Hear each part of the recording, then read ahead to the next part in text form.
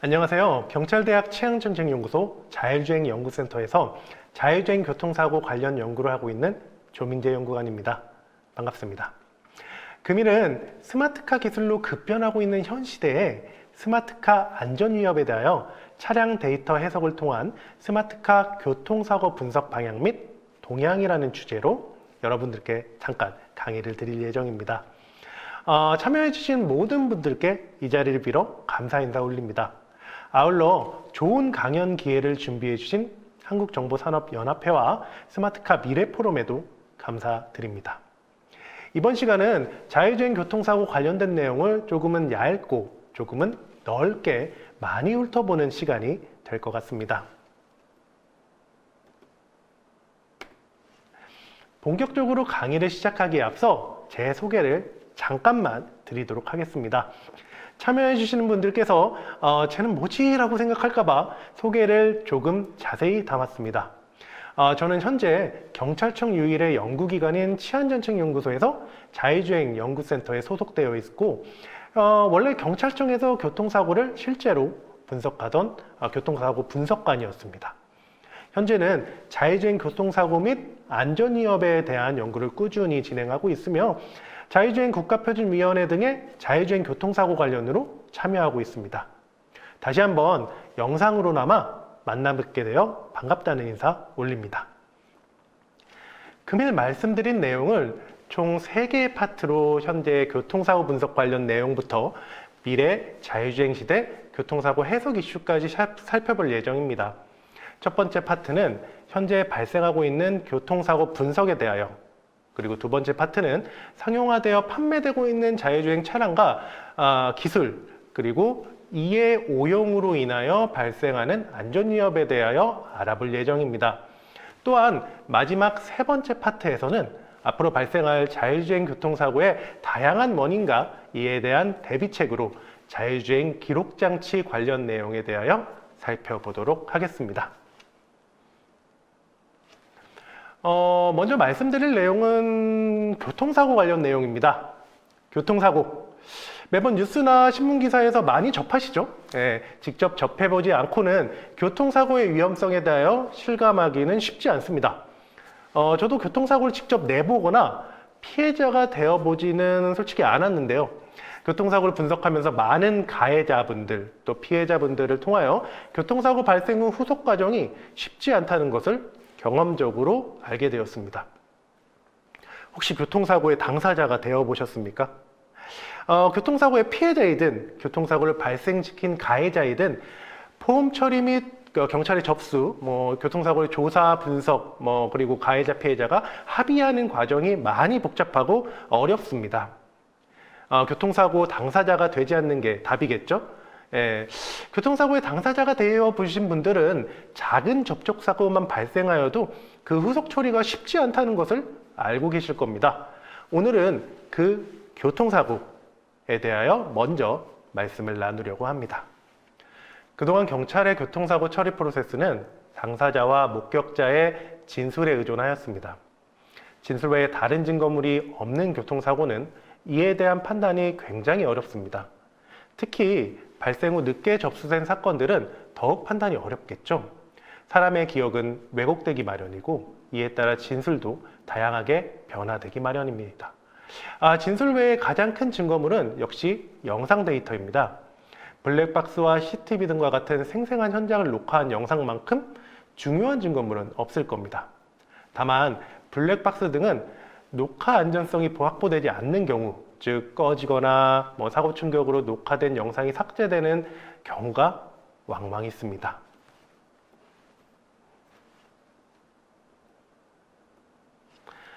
앞서 말씀드린 것처럼 CCTV, 블랙박스 등의 영상 증거물의 안정성이 확보되지 않는 경우는 녹화가 되지 않거나, 그리고 기기가 꺼져 있었거나, 그리고 스토리지가 가득 차서 저장이 더 이상 되지 않거나, 아니면 영상은 녹화가 되어 있는데 화질이 좋지 않은 경우입니다.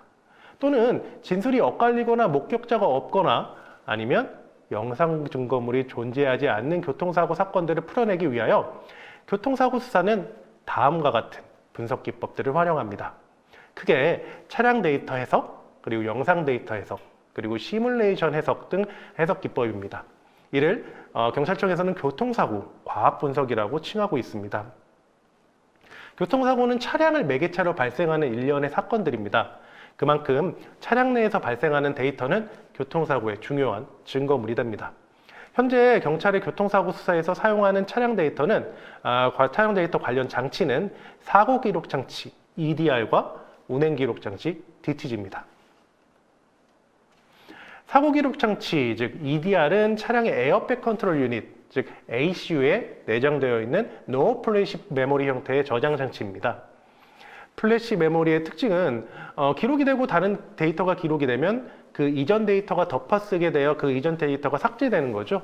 특히 노 플래시는 그 전원 공급이 끊겨도 저장 데이터가 유지된다는 장점이 있어서 EDR에 사용되고 있습니다. EDR은 자동차의 충돌 시점을 기준으로 일정한 시간 동안 자동차의 운행 정보를 저장하고 충격 시점의 전후에 저장하고 저장한 데이터를 확인할 수 있는 장치입니다. 해당 데이터에는 자동차의 주행 정보, 즉 속도, 핸들 조향, 엔진 회전수 등이 포함되어 있습니다. 현재 미국 강국은 법으로 규정되어 있고요. 일본은 기술표준 권고사항으로 제정되어 있습니다. 참고로 한국은 자동차 관리법에 해당 내용이 규정되어 있습니다. EDR 기록 데이터는 사고 전 그리고 사고 당시, 사고 순간이죠. 그리고 사고 후 등 세 분류로 나뉘어 기록이 됩니다. 교통사고 분석에는 사고 전 데이터를 주로 활용하는데 속도, 브레이크의 온, 오프 상태, RPM, 엔진 회전수죠. 그 다음에 ESP, 조향 핸들 각도 등이 있습니다. 이를 활용하여 사고 전 차량의 주행 궤적을 추적하여 사고를 해석하는 데 초점을 맞추고 있습니다.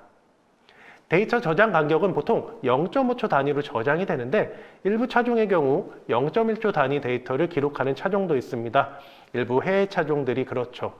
국내 현대 기아 차량들은 사고 전 데이터에 0.5초 단위로 기록을 하고 있습니다. 데이터 저장 항목은 또 이것도 법으로 정해져 있습니다. 국내 자동차 및 자동차 부품의 성능과 기준에 관한 규칙에 EDR 저장 항목을 필수 그리고 선택 총 45항목으로 나누어 규정하고 있습니다. 필수 항목은 차량 속도 그리고 가속 페달 변이량 그리고 제동 페달 작동 여부 등 총 15개 항목이고요. 선택 항목은 조향 핸들 각도를 포함한 30개 항목입니다. 교통사고 분석을 하는 입장에서는 차선 변경 사고 등을 해석하는 데 있어서 가장 중요한 항목인 조향 핸들 각도가 선택 항목으로 분류되어 있어 EDR 기록이 있어도 추출을 해왔음에도 불구하고 교통사고 해석이 불가능한 사고도 있어서 이 부분은 조금 필수 항목으로 개정되어야 마땅하다는 생각입니다. 사고 차량에서 EDR 기록을 추출하는 방법은 두 가지가 있습니다. 파손이 적어서 전기계통이 단락되지 않고 OBD 단자가 살아있는 차량의 경우 OBD 단자에 직접 EDR 진단기의 커넥터를 연결해서 연결하는 방법으로 추출을 하고요. 반파 또는 완파된 차량은 차량의 ACU를 탈거하여 추출하여 분석합니다. EDR 기록은 사고 당시에 충격 임계점, 센서의 충격 임계점이 넘어야 기록이 됩니다. 차량의 에어백이 전개되어야 기록이 되는 것으로 알고 계신 분들도 좀 있는데 제가 분석을 해보니까 현장에서 분석을 직접 해보니까 에어백이 전개되지 않아도 기록이 되는 경우도 많습니다. 물론 에어백이 전개되면 거의 모든 사고가 기록이 되죠. EDR 데이터를 추출한 장비는 차량을 생산하는 차종 브랜드마다 다릅니다. 보쉬가 생산하는 CDR이라는 장비가 많은 차량 브랜드를 통합하여 분석 툴을 제공하고 있습니다. 물론 1년마다 업데이트를 받아야 되고 그때마다 돈을 내야 됩니다. 이에 포함되지 않는 차량 브랜드는 국내 현대 기아차나 국외의 테슬라 같은 브랜드들입니다. 이들 브랜드는 자체적으로 분석 장비를 개발, 생산하여 EDR 기록을 분석하고 있습니다. 국내 현대 기아차 같은 경우는 경찰청은 이 장비를 가지고 있습니다. 그럼 EDR 데이터로 교통사고를 분석하는 사례를 한번 살펴보도록 하겠습니다. 지금부터 말씀드리는 사고들은 제가 직접 교통사고 현장에서 분석된 사례들이고요. 첫 번째 사고는 차대 보행자 사고입니다. 고속으로 달려온 SUV 차량이 정상 신호의 횡단보도를 건너던 두 명의 보행자를 충격하고 도주한 사건입니다. 피해 보행자는 이제 중학생이었는데 그 보행자 한 명이 이 사건으로 목숨을 잃은 안타까운 사고입니다. 해당 사고로 파손된 차량의 외관입니다. 운전석 앞쪽 부분이 심하게 찌그러져 있죠. 보통 보행자 교통사고는 충격량이 그 센서 임계점을 넘기지 않아서 기록이 되지 않은 경우가 많습니다. 근데 해당 사고는 파손 부위로 충격량이 상당했다는 것을 알 수 있습니다. EDR 기본 데이터를 한번 보겠습니다. 이 기록 외에도 많은 데이터가 저장이 되는데 이 표에 나와 있는 것은 기본 데이터입니다. 충격 5초 전까지 차량의 최고 속도는 132km/h였으며 제동 페달은 센서가 충격을 인지 전 3초 전에 밟았습니다. 또한 조향 핸들 각도는 충격 인지 전 1초 전에 크게 틀어졌죠. 이를 토대로 사고를 분석해보면 사고 전에 가해 차량이 어떠한 형태의 주행을 했는지 알 수 있습니다.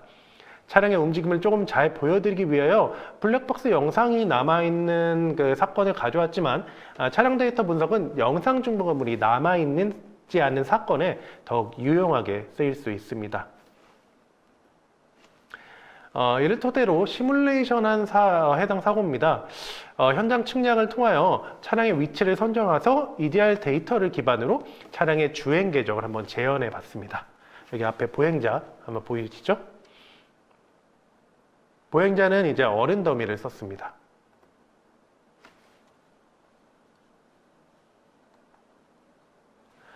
시뮬레이션을 토대로 교통사고 당시 차량 내 외부 상황을 분석할 수 있습니다. 시뮬레이션 분석은 차량 내 외부 영상 자료 중 하나만 남아있을 경우에 내부 시각에서 다양한 교통사고 분석을 하기에 유용한 분석 방법입니다. 예를 들어 교차로에서 누가 먼저 진입했냐 하는 교차로 선진입 사고의 경우 블랙박스 영상상으로는 선진입처럼 보이는 차량이 실제 그 CCTV나 교차로 CCTV나 이런 영상 증거물을 확인해 보면 원래 선진입이라고 생각했던 차량이 선진입이 아닌 경우가 종종 발생합니다.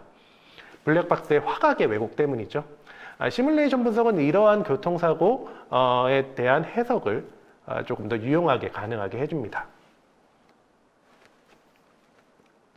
다음은 앞서 언급한 차량 데이터 해석 기법 중 하나인 디지털 운행 기록계, 즉 DTG에 대해서 약간 말씀을 드리도록 하겠습니다.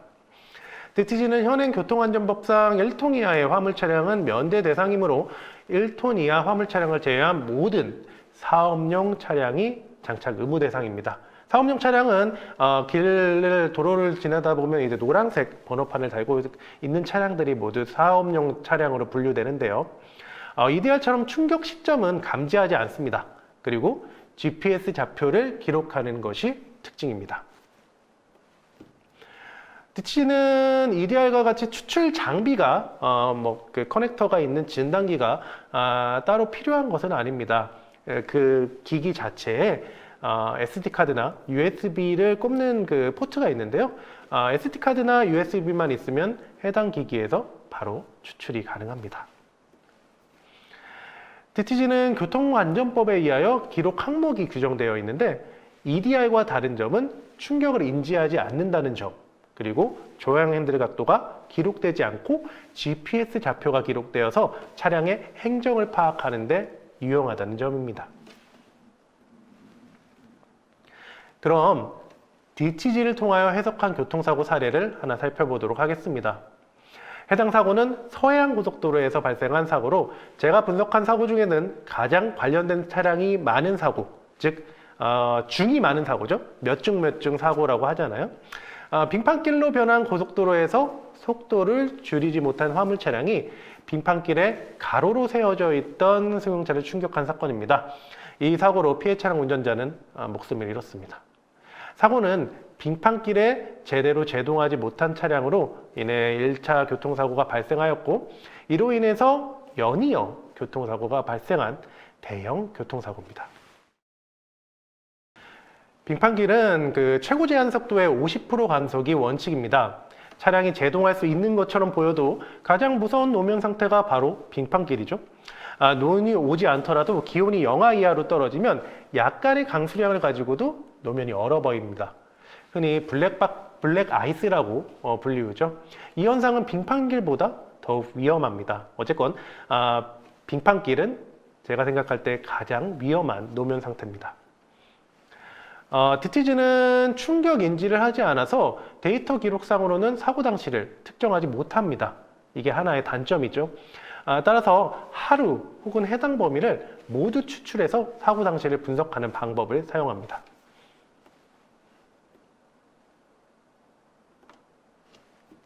사고 당시 특정은 GPS 정보를 활용하면 쉽게 구성할 수 있습니다. 화면에서 확인할 수 있는 차량 궤적이 가해 차량, 아까 보셨던 가해 차량의 차량 궤적으로 우측 화면에서 보이는 우측 화면을 보면 피해 차량을 충격 후 우측 갓길로 진입하여 정지한 것까지 나와 있습니다. 화면에 보시면 속도까지 확인할 수 있고요. 그리고 차량 위치도 확인할 수 있고 그 차량 아이콘을 보면 이제 브레이크를 밟았는지 밟지 않았는지도 확인이 가능합니다. 해당 사고도 앞서 보신 EDR 분석과 마찬가지로 시뮬레이션 분석을 한번 시행해 봤습니다.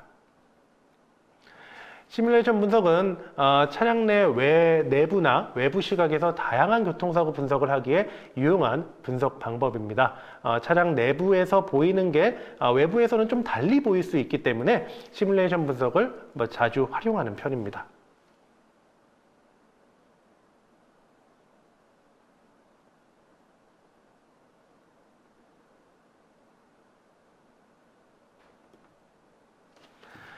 앞서 말씀드린 사고는 그 종합을 해보면 78km/h 속도로 진행하는 화물 차량이 빙판길에 제대로 제동하지 못하여 전방이 가로로 멈춰져 있는 차량을 65km/h 이상으로 충격한 사고로 해석됐습니다.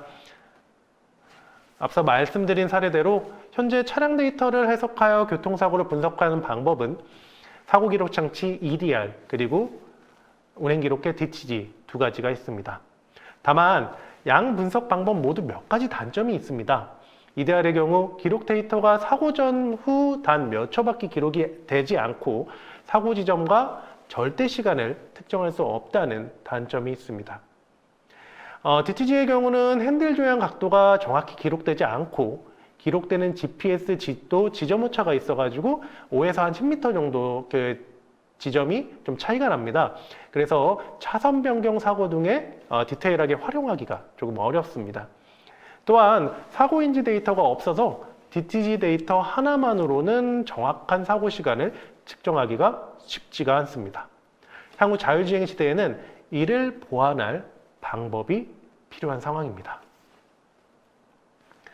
따라서 현재 그 차량 제조사들을 중심으로 기존 기록 항목 외에 첨단 운전자 보조 장치, ADAS 정보, 그리고 외부의 스마트 크루즈 컨트롤 상태, 그리고 기어 시프트 상태 등 현재 EDR 기록에서 빠져 있는 데이터들을 EDR에 기록하는 방안을 검토 중입니다.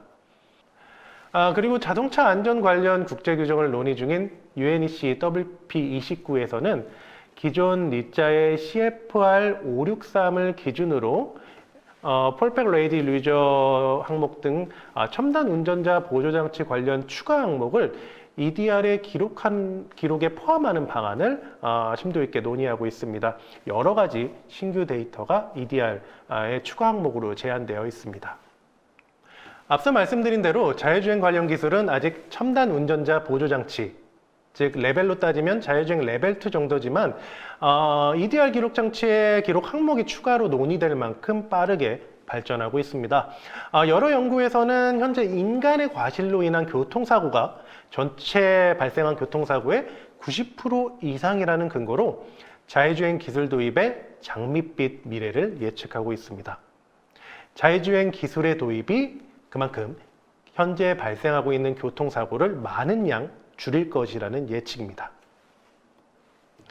이미 예전 연구이지만 맥킨지에서는 자동차 산업의 미래를 예측한 컨설팅 레포트를 발간하였는데 해당 레포트 내에는 이런 내용이 들어 있습니다. 자율주행차의 도입이 미국 내 교통사고를 90% 감소시킬 거라는 예측입니다.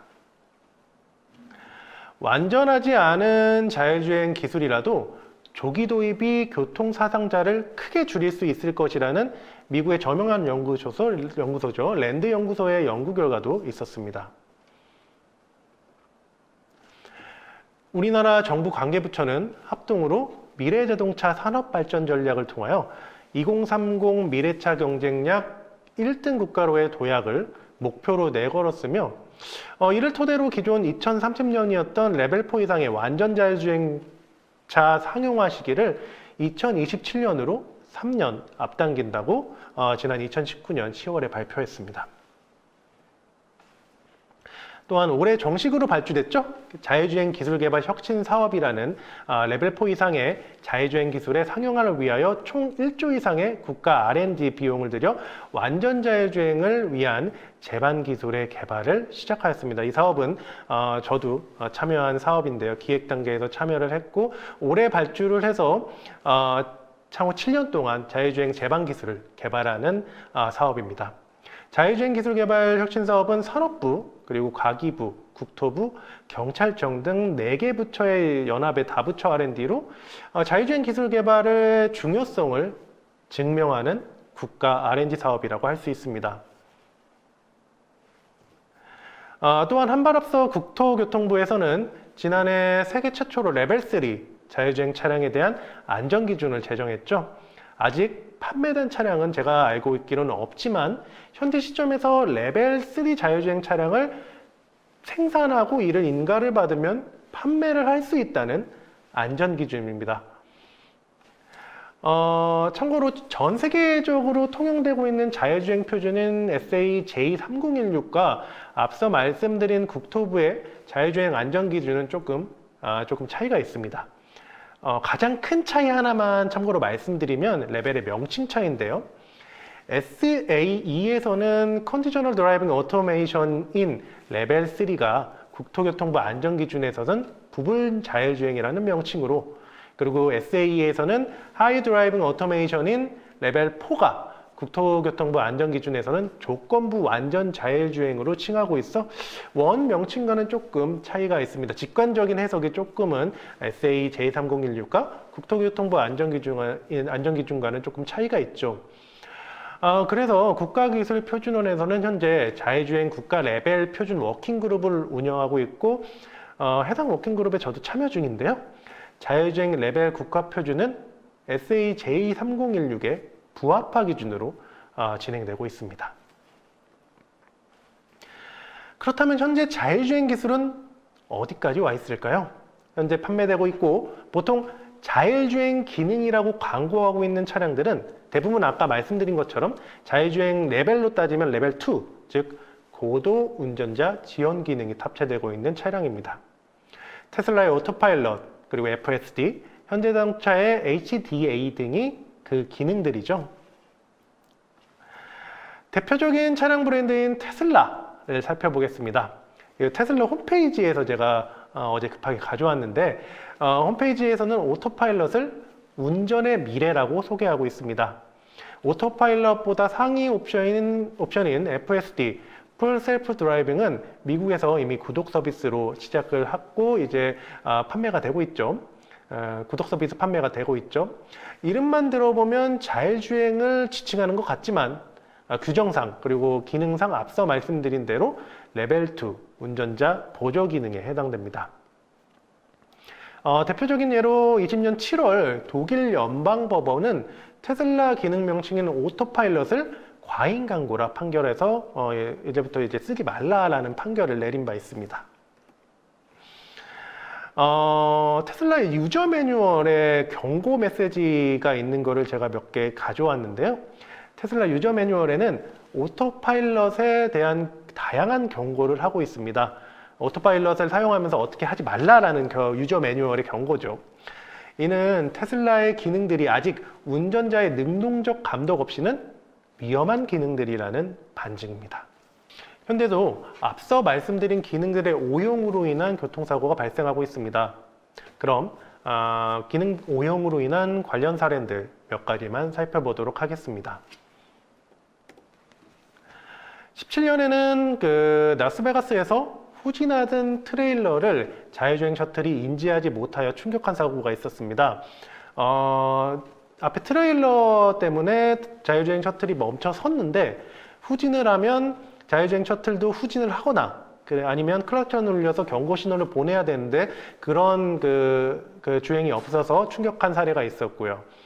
18년에는 오토파일럿 기능을 작동한 채로 주행하던 테슬라 차량이 고속도로 램프 앞에 중앙분리대를 충격한 사고도 있었습니다. 그리고 얼마 전 올해 초였죠. 텍사스에서 발생한 테슬라의 교통사고는 사고가 난 채로 차량이 발견됐는데 사고 차량 운전석 보조석에는 사람이 탑승하지 않았고 사상자 모두 뒷좌석에서 발견되는 교통사고가 발생하기도 하였습니다. 제가 생각하기로는 오토파일럿을 켜놓고 뒷좌석으로 이동한 것으로 보입니다. 또한 18년 3월에는 우버의 자율주행 테스트 차량이 자전거를 끌고 길을 건너던 보행자를 충격한 사고도 있었습니다. 그럼 화면 우측에 보이는 것처럼 이 사고 가장 많이 알려진 사례로 꼽히는 캘리포니아 마운틴뷰 테슬라 모델 S 교통사고를 한번 살펴보도록 하겠습니다. 사고 장소는 캘리포니아 마운틴뷰의 고속도로였습니다. 운전자는 애플의 엔지니어로서 오토파일럿을 작동한 채 핸드폰 게임을 하는 중이었습니다. 오토파일럿 기능은 차선을 유지하며 진행해야 되지만 이 1차로 왼쪽 램프 차선 사이에 완충지대, 우리말로는 완충지대고 미국에는 고 에이리어라고 불리우는 완충지대로 방향으로 치우치는 상황이었습니다. 화면에 보이는 초록색 표시 차선이 해당 차량의 진행 방향, 테슬라의 진행 방향이죠. 그리고 바로 왼편에 보이는 램프 차선이 램프가 갈라지면서 생기는 완충 차선, 고 에리어, 그리고 노란색 차선이 램프로 진입하는 차선입니다. 우리나라는 도로의 우측에 램프 진입로가 있죠. 미국은 특이하게 1차로에도 램프 진입로가 있습니다. 우측에 보이는 블랙박스 화면은 사고 장소입니다. NTSB에서 공개한 사고 장소죠. 사고는 차량이 완충지대로 치우치면서 시작이 되었고요. 차량은 전방 충격 완화 장치를 감지하지 못했습니다. 충격 완화 장치는 고속도로 램프의 앞에 서 있는 갈매기 표시가 되어 있는 충격을 흡수하는 장치입니다. 이로 인해서 운전자 경고도 없었습니다. 따라서 긴급 제동을 하지 않았고 운전자는 핸들을 잡으라는 경고 신호를 무시하고 계속적으로 진행을 하였습니다. 이 사고로 운전자는 사망에 이르게 되었습니다. 미 연방교통안전위원회 NTSB에서는 EDR 자료를 공개했는데요. NTSB에서 공개한 EDR을 통하여 제가 진행한 시뮬레이션 분석을 통하여도 사고 전 차량이 진행 방향 왼쪽으로 치우친 진행을 했다는 걸 알 수 있습니다. NTSB에서 제공한 EDR 기록을 그대로 시뮬레이션에 담아본 자료입니다.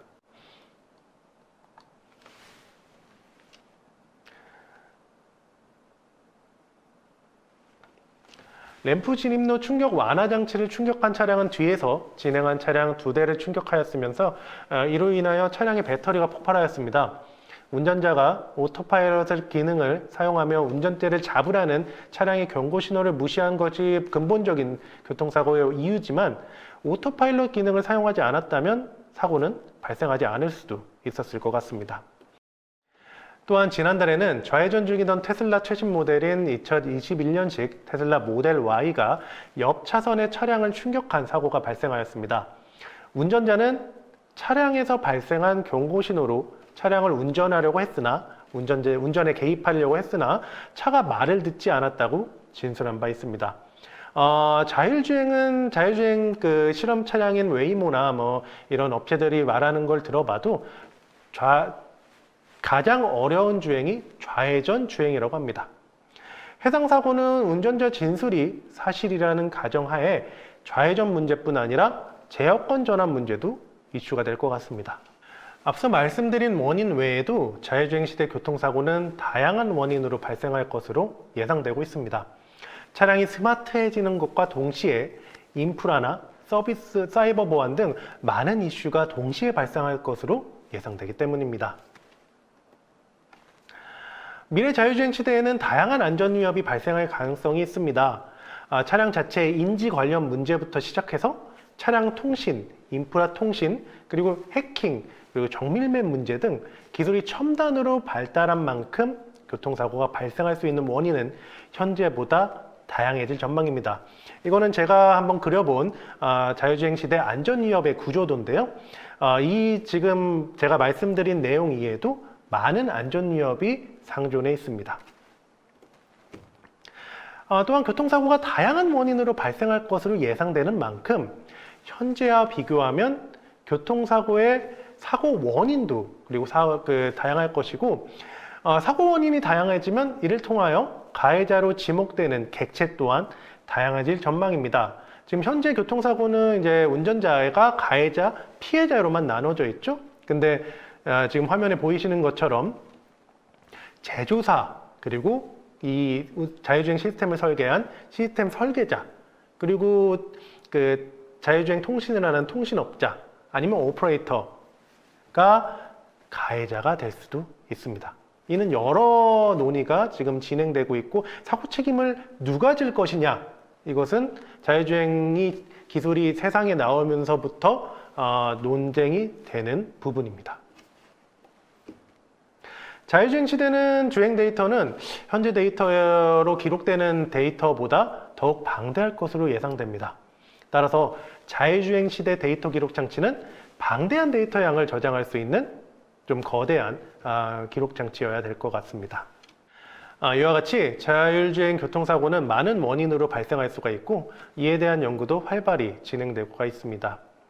현재 진행 중인 자율주행 교통사고 관련 연구는 앞서 말씀드린 것처럼 자율주행 교통사고를 해석하는 장비, 그리고 자율주행 데이터를 해석하는 연구와, 그리고 요즘 많은 이슈가 되고 있는 배터리 문제, 배터리 화재로 많은 이슈가 되고 있죠.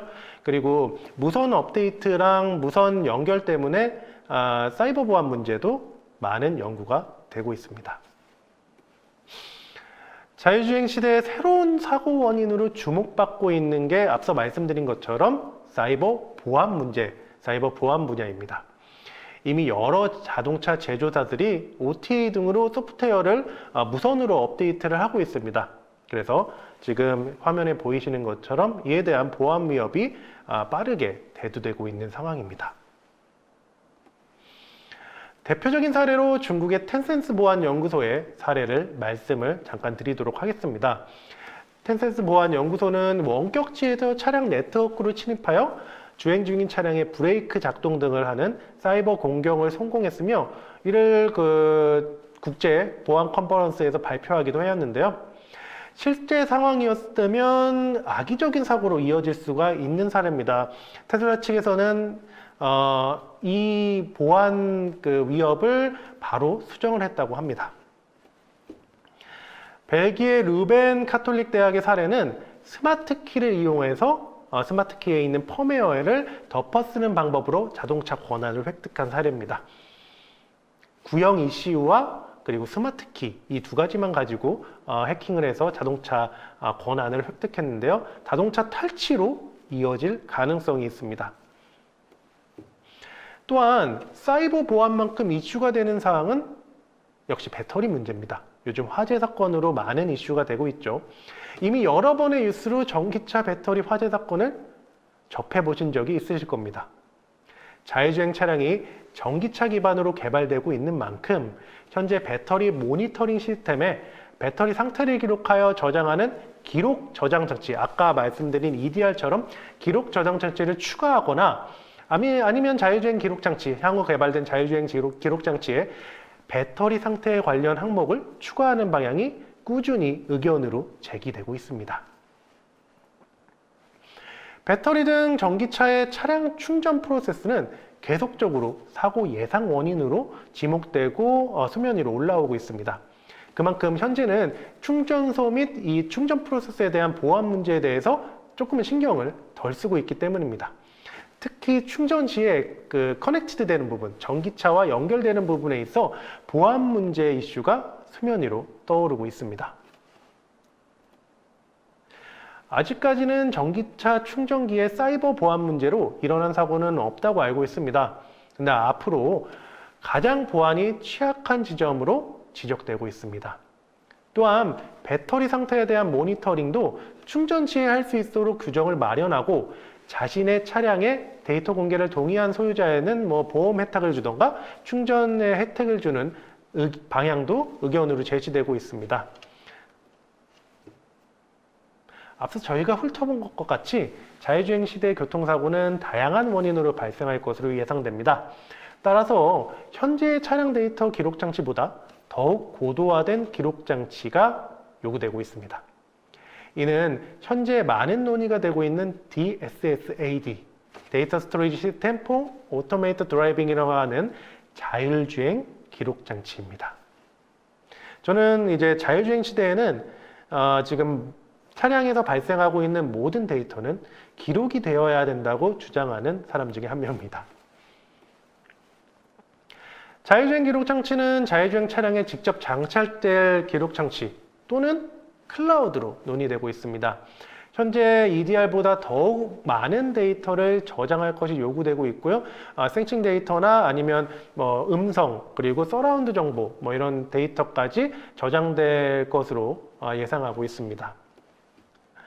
현재 전 세계적으로 DSSAD 자율주행 기록 장치에 대한 국가 기준은 아직 미존재하고 현재 여러 분야에서 이에 대한 논의가 활발히 진행되고 있습니다.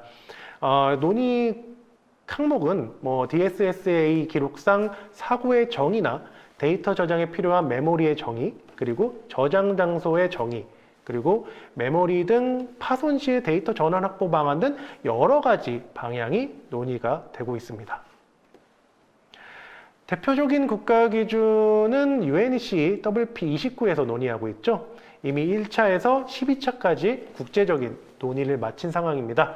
우리나라에서도 카트리가 한국교통안전공단에서 이 논의에 참여하고 있는데 현재 EDR과 차별성을 두고 논의를 하고 있습니다. 논의 그 결과를 조금 보면 EDR은 사고 분석 그리고 DSSAG 자율주행 기록 장치는 제어권 관련 법적 책임에 사용하겠다는 논의가 지금 완료된 거라고 지금 발표가 되고 있는데요.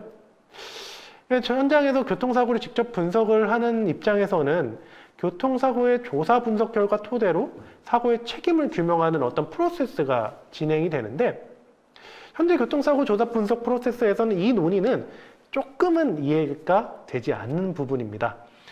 사고 분석과 법적 책임은 한 프로세스로 같이 가야 되는 부분이 아닌가라는 생각입니다.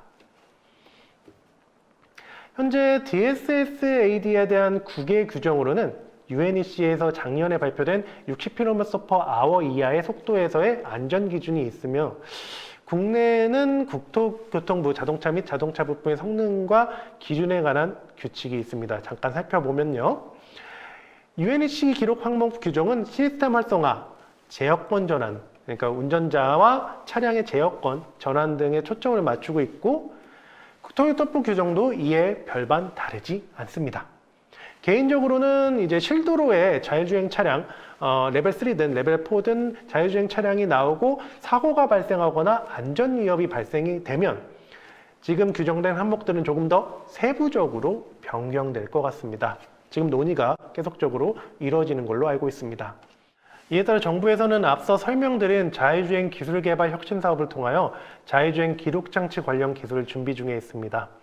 자율주행 기술 개발 혁신 사업은 4개 부처가 참여하는 다부처 R&D로서 산업부, 그리고 과기부, 국토부, 경찰청이 참여하고 있는데 이 중 3개 부처가 DSSAD, 자율주행 기록 장치에 대한 과제를 진행하고 있습니다. 산업부에서는 자율주행 기록 장치에 대한 저장 모듈을 직접 개발하고 경찰청에서는 이를 추출하고 분석하는 장비와 시스템을 개발 중에 있습니다. 그리고 국토교통부에서는 이 모든 과정을 평가하는 기술을 개발 중에 있습니다. 자율주행 기술개발 혁신사업 내 경찰청의 교통사고 관련 과제를 조금 소개드리도록 하겠습니다. 총 3가지가 있고, 제가 기획에 직접 주도해서 기획을 했는데요. 먼저 DSSAD를 데이터를 추출하고 분석하는 시스템을 개발하는 사업이 지금 올해부터 진행되고 있고요. 그 다음에 이를 토대로 시뮬레이션 프로그램을 개발하는 사업이 이제 내후년부터 진행이 될 겁니다. 그리고 그 다음해부터 분석된 데이터를 통하여 빅데이터 분석으로 위험 인자를 추출하여 단속하는 기술을 개발하는 사업 등 자율주행 교통사고를 대비하는 과제는 자율주행 기술개발 혁신사업 내 3가지 사업이 있고요. 총 7년 동안 진행이 됩니다. 특히 올해부터 시작되는 경찰청의 자율주행 추출 분석 시스템 개발은 현장 교통조사관이 사용할 수 있는 포터블 장비를 개발하여 최대한 교통사고 현장에 부합하여 개발될 수 있도록 진행되고 있습니다.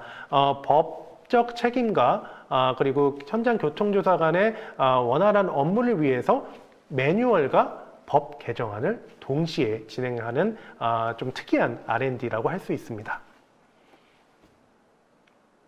다가오는 자율주행 시대에는 기술이 진보하면 진보할수록 교통사고는 줄어들겠지만 현재보다 더욱 다양한 원인으로 교통사고가 발생할 것으로 예상됩니다.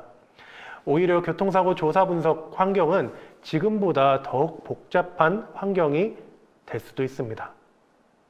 다양한 방안을 강구하여 각각의 안전 위협을 대비하는 기술을 개발하고 이를 통한 법제도를 정비해야 잘못된 분석으로 억울한 피해자가 발생하지 않을 겁니다.